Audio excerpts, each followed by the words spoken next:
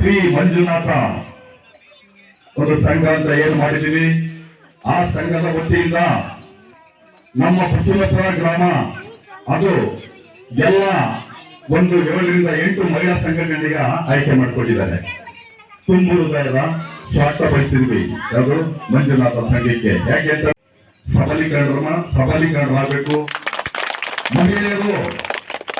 ಮೊದಲು ಈಗ ನಾವು ಹೇಳ್ತಿದ್ದೀವಿ, ಹಿಂದೆ ಹೆಂಗಿತ್ತು ಪರಿಸ್ಥಿತಿ, ನಾವು ಒಂದು ಮದುವೆ ಮಾಡ್ಬೇಕಾದ್ರೆ, ಮಕ್ಕಳನ್ನ ಓದಿಸ್ಬೇಕಾದ್ರೆ, ಒಂದು ಮನೆ ಕಟ್ಟಬೇಕಾದ್ರೆ ನಾವೆಲ್ಲ ಸಾಲ ಮಾಡ್ತಿದ್ವಿ. ಆ ಸಾಲ ಖಾಸಗಿ ಇಸ್ಕೊಡ್ತಿದ್ವಿ. 5 ರೂಪಾಯಿ 10 ರೂಪಾಯಿ ಬಡ್ಡಿ ನಾವು ದುಡಿದಂತ ಗಂಡ ಹೆಂಡತಿ ಮಕ್ಕಳು ಎಲ್ಲ ದುಡ್ಡು ಕೂಡ ಎಲ್ಲ ಒಂದ್ ಕಡೆ ನಾವು ಪಡ್ಕೊಂಡಂತ 50,000 ರೂಪಾಯಿ 60,000 ರೂಪಾಯಿನ ಎಷ್ಟಕ್ಕೋ ನಾವು ಬಡ್ಡಿ ರೂಪದಲ್ಲಿ ಕಟ್ತಾ ಇದೀವಿ.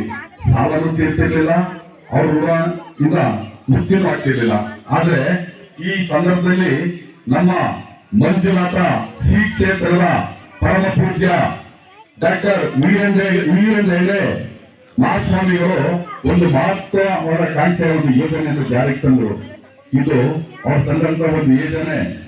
ಯಾವುದೇ ಜಾತಿ, ಯಾವುದೇ ವರ್ಗ, ಯಾವುದೇ ಸಮುದಾಯ, ಇದಕ್ಕೆ ಮೂಲ ಶಿಕ್ಷಣ ಜೊತೆಗೆ ನಿಮ್ಮೆಲ್ಲರ ತಿಳುವಳಿಕೆ. ಇವತ್ತು ನಮ್ಮಲ್ಲಿ 400 ಮಟ್ಟಕ್ಕೆ ನಾವು ಊರಿದ್ದಂತ ಸಂದರ್ಭ, ಊರು ಬಿಟ್ಟ ನಂತರ ಕೂಡ ಇವಾಗ ಬಂದು ನಮಗೆ ತುಂಬಾ ಖುಷಿ ಆಗುತ್ತೆ. ಊರು ಎಲ್ಲರೂ ಒಳ್ಳೊಳ್ಳೆ ಮನೆ ಕಟ್ಟಿದ್ದೀರಾ, ಮಕ್ಕಳನ್ನೆಲ್ಲ ಓದಿಸಿದ್ದೀರಾ, ಎಲ್ಲರೂ ಕೂಡ ಇವತ್ತು ಈ ಮಟ್ಟಕ್ಕೆ ನೀವೆಲ್ಲ ನಮ್ಮ ಎದುರಿಗೆ ಗುಂಪಿದ್ದೀರಾ ಅಂತಂದ್ರೆ ತುಂಬಾ ಖುಷಿ ಆಗುತ್ತೆ.